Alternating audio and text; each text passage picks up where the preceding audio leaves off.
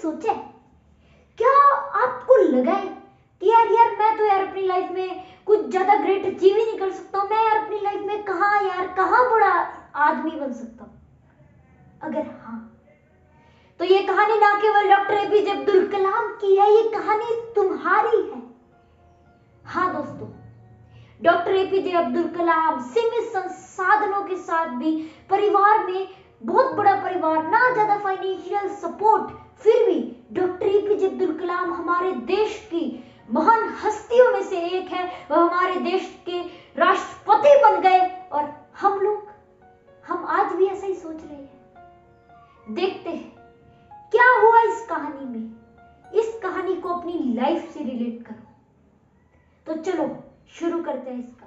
The biography of doctor APJ Abdul कलाम।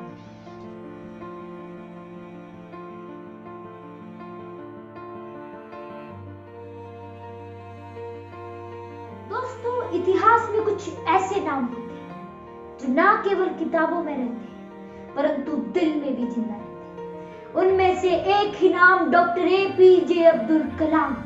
तो चलिए सुनते हैं इनकी कहानी। अब समय बदलता है। यह था 1931 का 15 अक्टूबर। भारत का एक प्रदेश तमिलनाडु, जहां एक छोटा सा द्वीप जिसका नाम था रामेश्वरम, वहां पर एक साधारण सा घर, मां अशियम्मा एवं उनके पिता जलालुद्दीन। उनके पास एक बच्चा होता है। बच्चे का नाम रखा जाता है अबुल पाकिर जलालुद्दीन अब्दुल कलाम। अरे नहीं, ये मत समझना 6-7 लोगों के अलग अलग नाम है। ये एक ही का नाम है और ये उसका नाम है, उस महान व्यक्ति का नाम है जो कर गया हमारे इस हिंदुस्तान को रोशन, जिसने बनाया हिंदुस्तान को आत्मनिर्भर मिसाइल के मामले में। अरे कहीं आप लोग बोर तो नहीं हो रहे यार? चलो, एक कविता है, छोटी सी कविता है डॉक्टर एपीजे अब्दुल कलाम पर, इसको सुन लो। छोटे से गांव में पलकर भी सपने बड़े सजाए थे, कि छोटे से गांव में पलकर भी सपने बड़े सजाए थे। तूफानों से लड़कर जिसने मंजिलों तक कदम बढ़ाए थे, कि तूफानों से लड़कर जिसने मंजिलों तक कदम बढ़ाए थे। हाथों में थी किताब, दिल में था आसमान, कि हाथों में थी किताब, दिल में था आसमान। अपनी मेहनत से रोशन कर गया वो पूरा हिंदुस्तान। मुस्कान में सादगी, बातों में था विज्ञान, कि मुस्कान में सादगी, बातों में था विज्ञान। हमारे missile man doctor APJ Abdul Kalam थे, महान डॉक्टर एपीजे अब्दुल कलाम। पिता और माता गुणों से भरे हुए। पिता नाव चलाते थे और माता घर को संभालती थी। घर की स्थिति ज्यादा अच्छी नहीं थी परंतु जरूरत की सम्मान मिल जाते थे। अब कलाम जी बड़े होते हैं। कलाम जी का पढ़ने में कुछ विशेष ध्यान था परंतु उनका फिजिक्स और मैथमेटिक्स में तो बवाल, यानी कि बहुत ज्यादा ध्यान था यार। अब वो अपने घर की स्थिति को संभालने के लिए अपने कजन की हेल्प करते थे अखबार बेचने में। परंतु डॉक्टर एपीजे कलाम का अखबार बेचने का तो यार कुछ और ही मोटिव था। वो अखबार को बेचते समय पढ़ भी लिया करते थे। इससे पता चलता है कि डॉक्टर एपीजे अब्दुल कलाम कितने मेहनती थे। इस कारण इनको मिसाइल मैन बोला जाता है। तो ये तो कभी मत सोचना कि बिना मेहनत के यार कुछ हो जाएगा, मैं वो बन जाऊंगा। चलो कोई बात नहीं, एक छोटी सी शायरी हो जाए।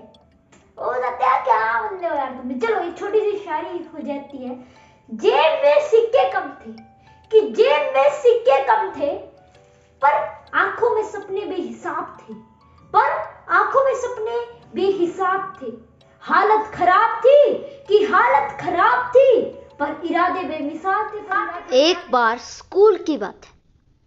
डॉक्टर एपीजे अब्दुल कलाम को एक नया टीचर पढ़ाने आया। उनकी क्लास में एपीजे अब्दुल कलाम को वो पढ़ाता है और फिर वो देखता है कि एक एपीजे अब्दुल कलाम मुसलमान लड़का, सबसे बड़े रामेश्वरम मंदिर के पुरोहित के बेटे अर्थात हिंदू के साथ एक मुसलमान लड़का बैठा है उन्हें आया गुस्सा और उन्होंने उन्हें पीछे बैठने को कह दिया। एपीजे अब्दुल कलाम ने तब ठान लिया था कि मैं पीछे बैठकर ही ये सारा जहां बदल दूंगा। तभी वो कहते थे, the best brains of the nation may be found on the last benches of the class. बार की बात अब्दुल कलाम जी के विज्ञान के अध्यापक थे सुब्रमण्या अय्यर जी। उन्होंने पूरी क्लास को सिखाया कि चिड़िया कैसे उड़ती है। वो बोले, अरे चिड़िया ऐसे उड़ती है, चिड़िया ऐसे उड़ती है। बच्चों को समझना है। बच्चे बोले, अरे चिड़िया कैसे उड़ती है। वो बोले, चिड़िया ऐसे उड़ती है, चिड़िया। फिर भी बच्चों को समझ रहा है। फिर उनका दिमाग खुजला। वो ले गए बच्चों को नदी के किनारे। अब बच्चों को नदी के किनारे ले जाकर लाइव एग्जांपल दिया कि बच्चों चिड़िया ऐसे उड़ती है।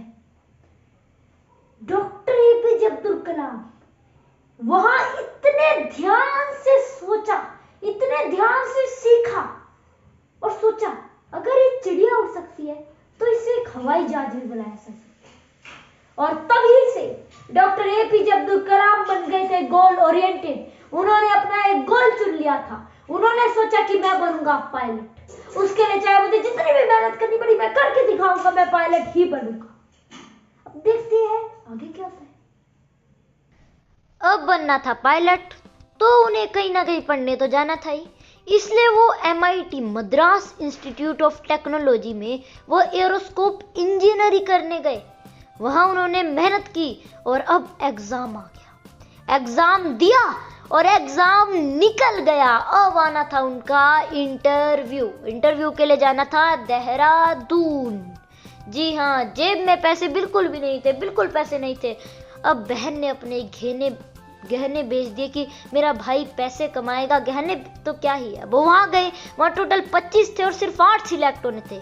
उन्होंने दिया, रिजल्ट आया और एपीजे अब्दुल कलाम फेल हो गए। अब थे डॉक्टर एपीजे अब्दुल कलाम तनाव में। अब वो सोच रहे थे कि मेरा क्या होगा। इतने सपने देख कर आया था, ये बनूंगा, परंतु यार मेरा तो एग्जाम ही नहीं निकला। अब एपीजे अब्दुल कलाम के मन में व्यर्थ की कई सारी थॉट्स आने लग गए। अब क्या हुआ, अब जितने थोड़े से उनके पास पैसे थे उनसे वो केवल देहरादून से ऋषिकेश पहुंच पाए। अब ऋषिकेश में पहुंचे, वहां उनका मन हो रहा था कि मेरा ये जीवन व्यर्थ ही है, मैं कुछ कर ही नहीं सकता हूँ जीवन में। उनका मन हुआ कि मैं आत्महत्या ही कर लेता हूँ। वह अब आत्महत्या करने का मन हुआ। गंगा नदी के किनारे तक भी वो पहुंच गए थे। वहां उन्हें ऋषि शिवानंद ने देखा। ऋषि शिवानंद बोले कि ये लड़का ना कुछ तनाव में ऐसे लग रहा है, परेशानी से। उनको बोले कि ए लड़के, क्या प्रॉब्लम है, क्या हुआ तेरे को, क्या। फिर डॉक्टर एपीजे अब्दुल कलाम बोले कि ऐसा हुआ, मेरे पास पैसा नहीं है, मैं क्या करूं, मेरा एग्जाम भी नहीं निकला, 1 नंबर से रह गया, केवल 1 नंबर से रह गया। ऐसे सबको लगता है जब 1 नंबर से रहते हैं ना, सबको बहुत, मुझे भी लगता है, आपको भी लगता हो वैसे ही। अब क्या हुआ, अब ऋषि शिवानंद जी ने उन्हें बोला, कोई बात नहीं, मैं तुझे पैसे दे दूंगा रामेश्वरम जाने के। मैं तेरे को पैसे दे दूंगा, तू आज यही रुक जा, कल सुबह तू वहां के लिए प्रस्थान करना। अब उन्हें वो गीता दे देते, बोलते कि इसको पढ़ ले। ये एक ऐसी किताब है ना जो तेरे जीवन में सारे तेरी समस्याएं हैं उनके लिए तेरे को एक राह बताएगी समाप्त करने की उनको। अब क्या हुआ, अब अगले दिन कलाम जी अब ज्यादा तनाव में नहीं थे, परंतु थोड़ा उनको लगता ही था कि यार ऐसा क्यों नहीं हुआ यार, मैं क्वालिफाई क्यों नहीं कर पाया यार। उन्होंने हिम्मत करके पूछ लिया शिवानंद ऋषि जी से कि बोला, हे ऋषि, आप तो महाज्ञानी हैं, आप तो विद्वान हैं, ऐसा क्या हुआ कि मैं क्वालिफाई नहीं हो पाया। मैंने इतनी मेहनत की थी, मैंने दिन रात एक करके मेहनत भी की थी, परंतु फिर भी ऐसा क्या हुआ, मेरी किस्मत मेरे साथ क्यों नहीं रही, मैं केवल 1 नंबर से क्यों रह गया।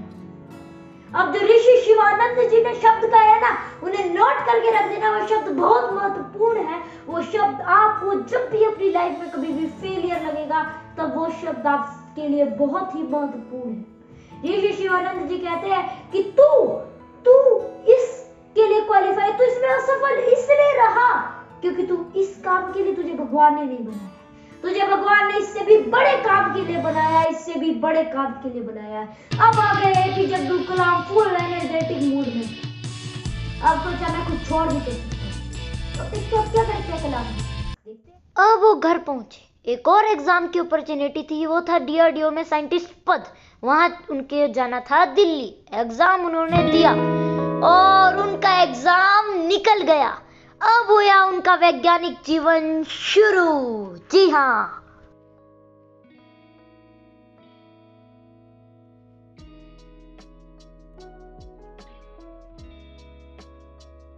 वो 18 घंटे काम करते थे, कभी छुट्टी नहीं लेते थे, बड़े मेहनती थे। वो काम करते रहे। अब अपने इस मेहनती के कारण वो इसरो में भी उनका सिलेक्शन हो गया। अब वो इसरो गए, वहां उन्होंने SLV-3 के लिए पूरी मेहनत की। अब दिन आया SLV-3 के लॉन्च होने का, और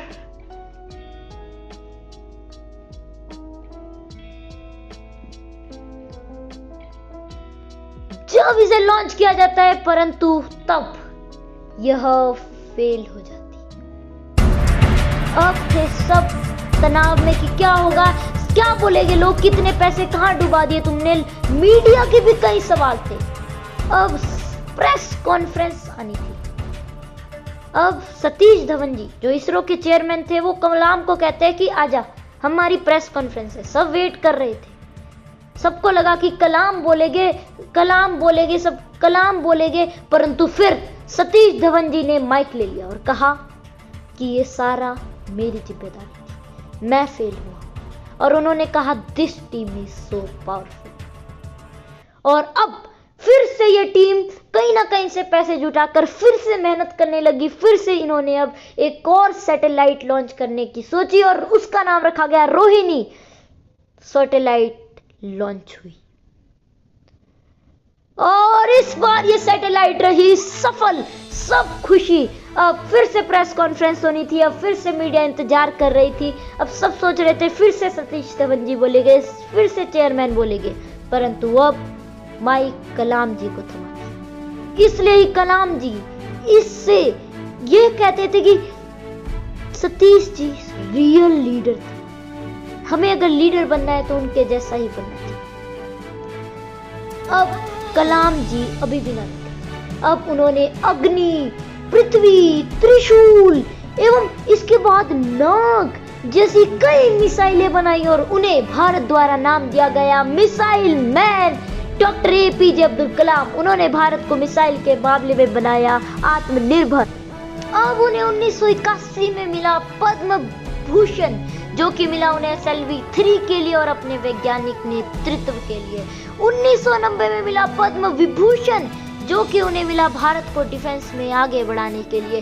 फिर से 1997 में भारत का सर्वोच्च नागरिक अवार्ड यानी कि भारत रत्न उन्हें दिया गया। लेकिन अब्दुल कलाम अभी भी ना रुके। अब्दुल कलाम ने अब भी मेहनत की और अब था पोखरण का रेगिस्तान। वहां होना था न्यूक्लियर बॉम्ब का परीक्षण, परमाणु परीक्षण। और अमेरिका से छिपकर, सब देश से छिपकर, किसी को पता भी ना चला और यहाँ पर हमारा भारत बन गया अपना एक ऐसा देश जो कि न्यूक्लियर बॉम्ब जिसके पास है। और APJ अब्दुल कलाम इसमें बड़े फेमस हो गए। अब वह बड़ी बड़ी महाविश्वविद्यालयों, बड़े बड़े वैज्ञानिक संस्थानों में जाने लगे, वहां वो अपने उपदेश देते थे। APJ अब्दुल कलाम बड़े फेमस हुए और 2002 का साल आया जब प्रेसिडेंट के लिए चुनाव हुए। पक्ष और विपक्ष ने चुना कि डॉक्टर APJ अब्दुल कलाम होने चाहिए नए प्रेसिडेंट। और अब प्रेसिडेंट की शपथ लेने जाते हैं डॉक्टर APJ अब्दुल कलाम। वह राष्ट्रपति शपथ लेते हैं और वहीं वो बन जाते हैं 11th प्रेसिडेंट ऑफ इंडिया। उनका कार्यालय चलता है 2002 से 2007 तक का। डॉक्टर APJ अब्दुल कलाम को कहा जाता है पीपल्स प्रेसिडेंट, जनवादी राष्ट्रपति। वह 2007 के बाद अपनी बायोग्राफी लिखते हैं एवं बच्चों से वो बड़ा प्रेम करते थे। वह हमेशा यूथ को ही समझते थे, उनके लिए उन्होंने बड़ी मेहनत करी। आप सुन सकते हैं।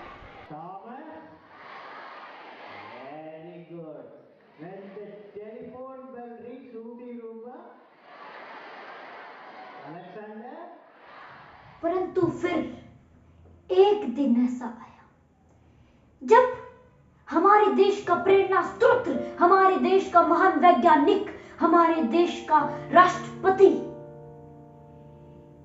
एक क्लासरूम में कुछ के सामने खड़ा था। ना कोई बड़ी सत्ता, ना कोई बड़ी सुरक्षा सेवा आदि, और केवल सामने कुछ बड़े सपने देखने वाले बच्चे। और डॉक्टर एपीजे अब्दुल कलाम उन्हें कुछ उपदेश दे रहे थे। यह बात है 27 जुलाई 2015 की, जब डॉक्टर एपीजे अब्दुल कलाम IIM शिलोंग में कुछ बच्चों को उपदेश दे रहे थे। परंतु फिर डॉक्टर एपीजे अब्दुल कलाम बोलते बोलते बोलते बोलते बोलते बोलते रुक गए। परंतु यह ध्यान रखना, उस दिन डॉक्टर एपीजे अब्दुल कलाम गिरे नहीं थे, वो पढ़ाते पढ़ाते अमर हो गए थे, वो पढ़ाते पढ़ाते अमर हो गए थे। आज अगर ये भारत उड़ रहा है तो इसके पीछे कोई समुद्र के किनारे आसमान को देखकर सपने देखने वाला शख्स था, जो इतने बड़े सपने देखता था कि आसमान भी छोटा पड़ता है। हमारे डॉक्टर एपीजे अब्दुल कलाम की मेहनत के कारण ही आज हमारे देश की उन्नति तीव्र गति से हो पा रही है। वो अकेले थे, परंतु उन्होंने फिर भी करोड़ों के दिल जीत लिए। और डॉक्टर एपीजे अब्दुल कलाम की कहानी हमें यह भी सिखाती है कि हमें अपने जीवन में कुछ बड़ा बनने के लिए बड़ा जन्म नहीं लेना पड़ता, बल्कि बड़े सपने देखने पड़ते हैं, बड़े सपने देखने पड़ते हैं। आज अगर तुम लोग समझ रहे हो कि तालियां बजाकर ही तुम डॉक्टर एपीजे अब्दुल कलाम की इस कहानी को सम्मान दे सकते हो, तो ये गलत है। तुम तालियां बजाकर उन्हें सम्मान दे सकते हो, परंतु पूर्ण सम्मान नहीं। अगर तुम्हें डॉक्टर एपीजे अब्दुल कलाम की इस कहानी को पूर्ण सम्मान देना है तो तुम खुद भी इस कहानी को अपने जीवन में लागू करो, क्योंकि डॉक्टर एपीजे अब्दुल कलाम अपने जीवन में एवं हमारे देश के यूथ को ही देश का भविष्य समझते हैं। वह यूथ के लिए बड़ी मेहनत करते थे, उन्हें उपदेश देते थे। तो आप सब भी डॉक्टर एपीजे अब्दुल कलाम की इस कहानी को अपने जीवन में लागू करो। यही तुम्हारा इतिहास लिखने का समय है। अपनी लाइफ की फिर से शुरुआत करो और समझ लो, अगर लोग तुम पर हंस रहे हैं ना, तो तुम सबसे अलग सोच रहे हो। और अगर तुम्हें अपनी लाइफ में बड़े स्ट्रगल्स, मुश्किलें सहनी पड़ रही है, तो यह समझ लो कि यह तुम्हारी सही राह, अर्थात तुम सही राह पर चल रहे हो। और अगर अब तुम्हें जुनून आ गया है तो यह समझ लो कि यही इतिहास लिखने का समय है और कुछ कर दिखाओ। दिखाओ अपनी पावर पूरी दुनिया को, क्या है मेरी पावर, और कर दो अपना नाम रोशन।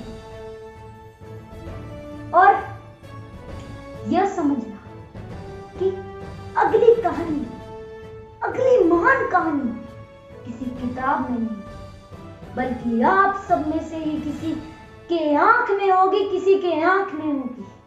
हो सकता है वो तुम ही हो।